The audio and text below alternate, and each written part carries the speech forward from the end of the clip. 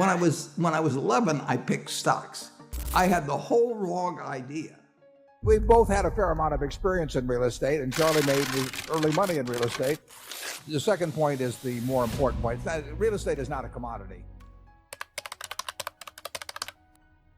Let's be real. When it comes to investing, everyone wants the magic bullet. The one move that'll turn them into the next Warren Buffett, or at least let them retire somewhere with a beach and no alarm clocks. In 2025, two heavyweights are still duking it out: real estate and stocks. One is a tangible, steady cash machine, the other a fast-moving, high-return beast. But which one actually wins? Let's break it down, strip away the hype, and expose the numbers that really matter. Oh, and before we start, don't forget to like this video, hit subscribe, and ring that notification bell. Welcome to Market Reflect. So, what's changed? In 2025, investors are spoiled for choice. You can throw your money into crypto, AI-driven hedge funds, fractional real estate, or even peer-to-peer lending.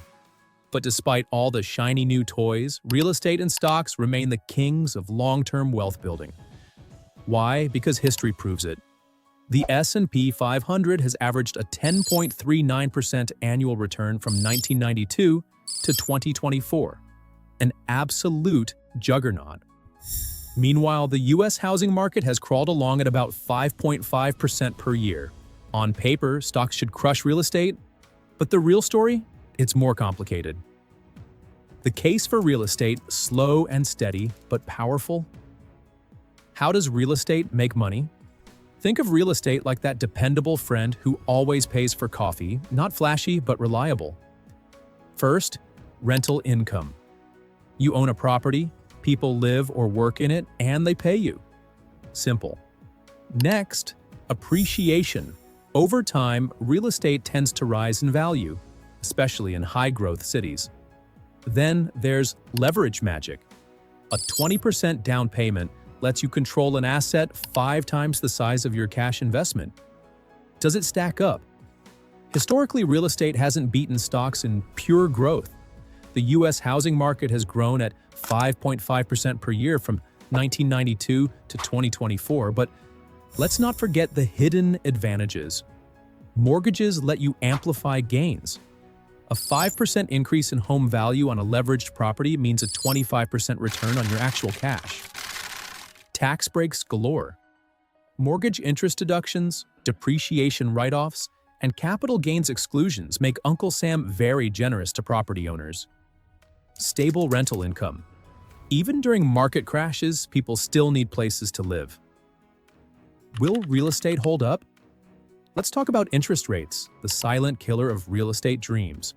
With rates rising in 2025, borrowing is more expensive, squeezing profits for new buyers. But rental demand is booming because affordability is shot. So landlords are raising rents like never before. Housing shortages in major U.S. cities mean property values might keep rising, just not as fast as before. The verdict on real estate? It's a slow builder of wealth, but if you're patient, strategic, and tax-savvy, it's a powerful tool. The case for stocks: fast, high return, but a wild ride. Stocks are like that one friend who's always trading on their phone, making and losing thousands in the blink of an eye. The stock market is fast-paced and risky, but historically it's been the best way to build serious wealth. Let's break it down. First up, there's capital appreciation. The classic strategy of buying low and selling high, or if you're feeling patient, just buy and hold for the long haul. Next, we have dividends. Some stocks reward you simply for holding on to them, giving you a nice little paycheck without lifting a finger. And don't forget about the compounding magic. When you reinvest your gains, they start multiplying like crazy, turning your initial investment into something much bigger over time. If we're talking numbers, stocks have historically outperformed real estate by a landslide. The S&P 500 has delivered an impressive inflation-adjusted annual return of 7.66% since 1992. If you'd invested $100 in the S&P 500 back in 1928, that would be worth over $787,000 today. In comparison, real estate often struggles to keep pace with inflation, typically only edging ahead by a few points. But let's be clear, stocks aren't for the faint of heart. The market can drop a staggering 30%, and short-term volatility can be brutal. Many investors panic sell at the worst possible moments, missing out on future gains. The good news? The market always bounces back, but only those who stay invested truly reap the rewards. Plus, unlike real estate, stocks come with zero maintenance, no tenants, no broken toilets, just pure investment potential.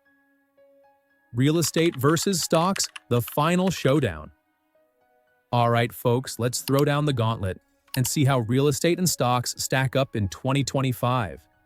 First off, let's talk money. Real estate has been cruising along with a cozy average of 5.5% returns per year from 1992 to 2024. Not too shabby, right?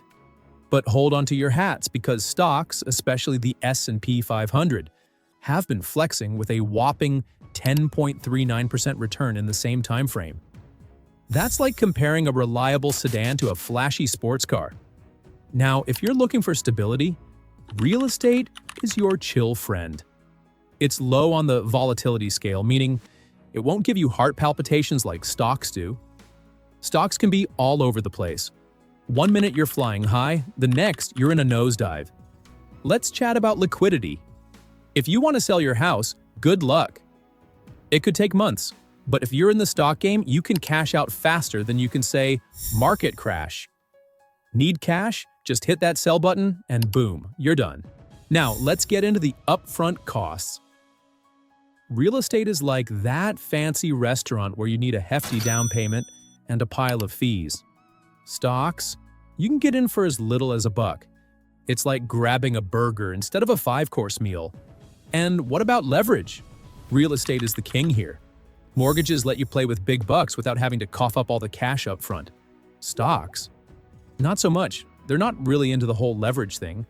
When it comes to passive income, real estate throws off rental income like a boss. Stocks might give you dividends, but don't count on them always being there. Sometimes they ghost you. Now, let's tackle risk levels. Real estate is moderate. It's like a solid B student. Stocks? They're the wild child, always chasing after that A+, but ready to crash and burn. So, who wins this epic showdown? It really boils down to what you want. If you're all about stability, steady income, and don't mind waiting ages for your investment to blossom, then real estate is your jam. But if you're after higher returns, quick access to your cash, and can handle a little roller coaster action, stocks are calling your name. Want the best of both worlds? Diversify. So, which investment gets your vote for 2025? The steady reliability of real estate or the thrilling ride of stocks? Share your thoughts in the comments, and that's it for today. Hit the like button and subscribe to Market Reflect. Stay tuned for more and catch you at the next one.